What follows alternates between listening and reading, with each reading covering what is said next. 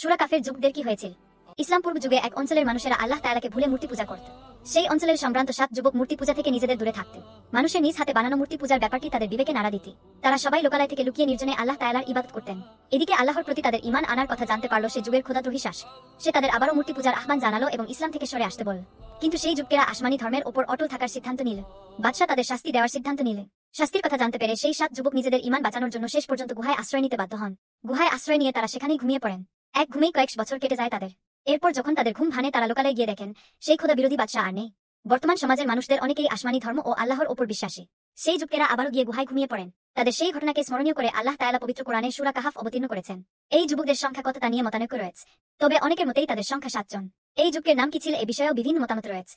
তাদের যে নামগুলো জানা যায় তা সহিহ হাদিস থেকে প্রমাণিত নয়। তাফসীর ও ঐতিহাসিক রেওয়াত থেকে বিভিন্ন নাম জানা যায়। তন্মধ্যে তাবারানী মুজামুল আওয়াত গ্রন্থে বিশুদ্ধ সন্দেহে হযরত ইবনে আব্বাসের থেকে যে নামগুলো পাওয়া গেছে তা তুলে ধরা হল। মুসালমিনা তামলিখা মুরতুনুস শুনুনুস শারিনুতুস জুনুয়াস কায়স্তাতিউনুস। তাফসিরে ইবনে কাসির 5576। ভিডিওটি ভালো লাগলে লাইক শেয়ার সাবস্ক্রাইব করে সঙ্গে থাকবেন। এখনকার মতো বিদায়। আল্লাহ হাফেজ।